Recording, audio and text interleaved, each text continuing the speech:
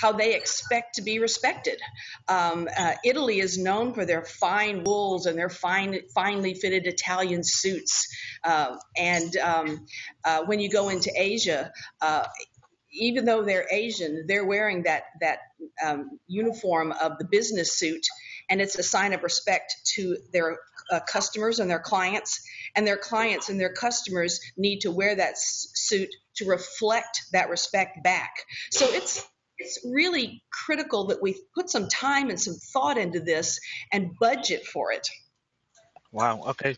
So, so what's really interesting is that you were on ABC 13 here in Houston, and you basically shared an interesting insight on the dress clothes during the, well, I don't want to talk politics, but during the time of the candidates that was running.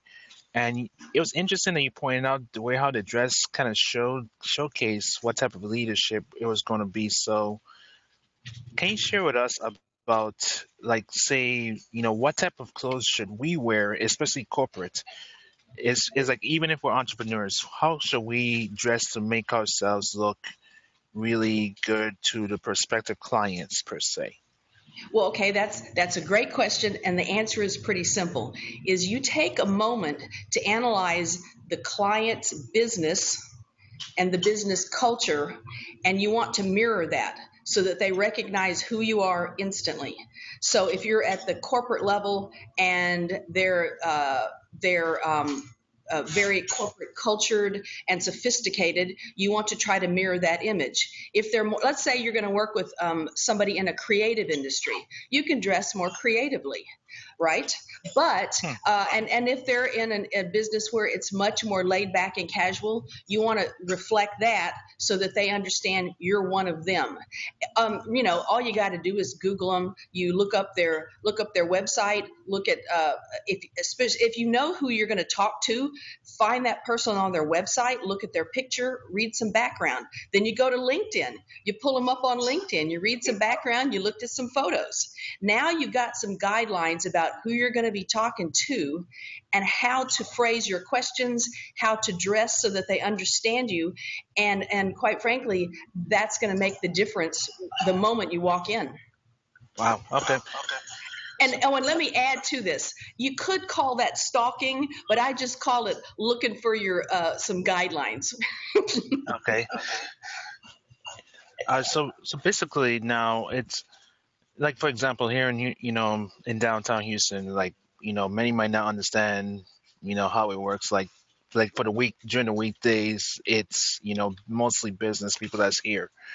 And unless you're a tourist and you're looking for, you're looking to do work, you got to dress alongside them, like them, because because it's more professional. It makes you feel more powerful in some ways too.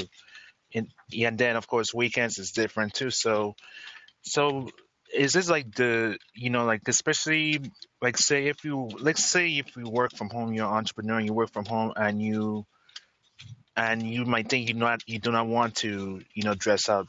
What would you say to that? Well, I work from home and I don't dress up when I'm not going anywhere. But when I am going somewhere, I think about who I'm going to speak with and whether I need to dress because I wrote this book, Dress Like You Mean Business. Sometimes I need to look as corporate as possible.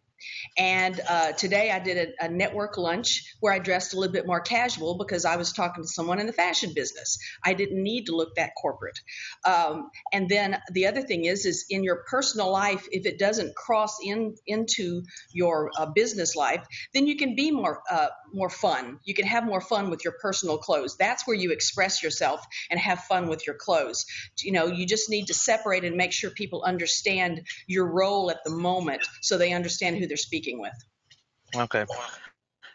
So let's talk about social media now, because in a sense, what you sharing kind of like goes hand in hand with social media. So how do we build our professional presence at one, not just in our business, but in our personal lives, in our personal space too, especially on social, because it can either break us or make us, basically. Well, that's where you go back to the idea of branding. Um, Whether we like it or not, we are our brand. We are our personal brand, and need to focus on something. The whole essence of branding is consistency. So we each need to think about uh, what our brand is, and consistently stick with it. Uh, uh, and that image needs to go across all your social media. Um, I think you'll see that in any advice anybody gives you is you need, a great headshot or great photos professionally done, and put those across all of your social media, so that whenever somebody sees you, they know exactly who you are. They don't have to guess. Does that make sense? Wow. Yeah, it does. It does make a lot of sense. So of course now, of course, with your book, like, did you have any doubts that you were going to make the book come to a reality? Because I know how hard it is to write a book. Did you have any doubts? And if so, how did you overcome any of those doubts?